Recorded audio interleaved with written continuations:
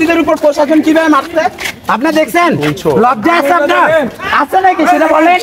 লজ্জা আছে আপনার? মানে আপনার লজ্জা আছে নাকি সেটা বলেন। কেমনে মারছে আপনি দেখছেন?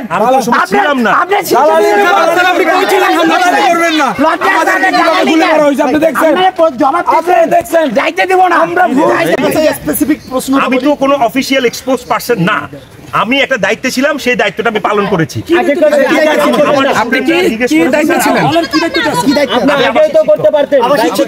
আবাসিক হলে কেন হামলা হয়েছে এই বিষয়ে বলেন। আপনি আবাসিক শিক্ষক, আপনার সামনের দিকে তাকান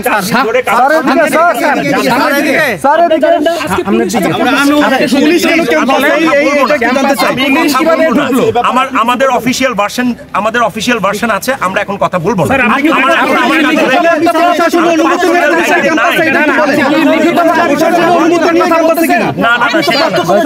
যেতে চেয়েছে নিরাপত্তার ইস্যু ছিল,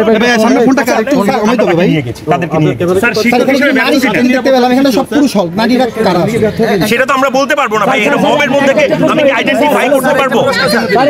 আমি এত প্রশ্ন উত্তর দেবো না প্লিজ।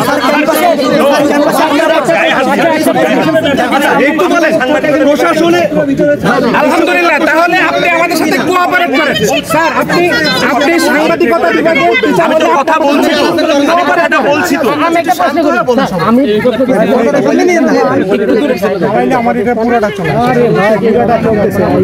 আপনারা মনে হয় আজকে রেজিস্টার ভবন থেকে একটা বিজ্ঞপ্তি দিয়েছেন যে অন্য কোনো বাহিনী সরে যাবে, কিন্তু উল্টো তারা হামলা করলেও অনেক আহত। আমরা দেখলাম কয়েকজনকে চিকিৎসা নিয়ে যাওয়া হয়েছে, অনেক ইনজুর্ড আছেন। আপনার কেমন লাগছে?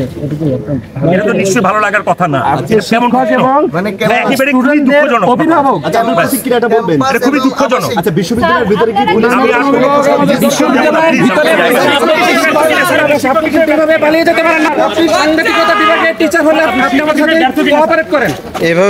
পারেন স্যার? আপনি কিন্তু এভাবে চলে যেতে পারেন না স্যার। আপনি কি লিখিত বক্তব্য পাশ করতে পারবেন?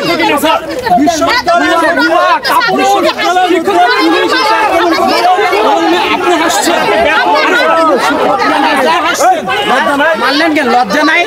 লজ্জা আছে আপনার? আপনার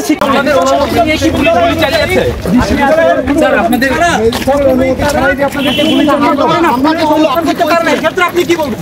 আপনি ঠিক করে আমাদের প্রশ্নের উত্তর দিন। ক্যাম্পাসের ভিতরে পুলিশ কেন? সময়ে ছিলেন না কেন? ক্যাম্পাসের ভিতরে কেন পুলিশ?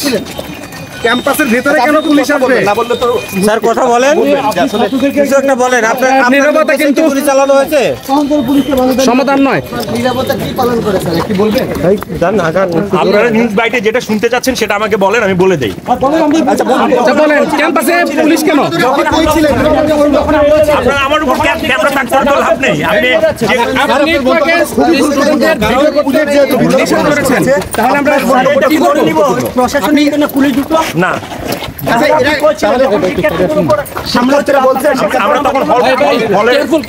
আপনার ক্যাম্পাসে তো আমরা দেখতে পেলাম অনেকজন নারী বের হলো, তারা আসলে যখন গণমাধ্যমে 3-4 জন উপর মারা হলো তখন করছিলেন স্যার? আপনি কি করছেন?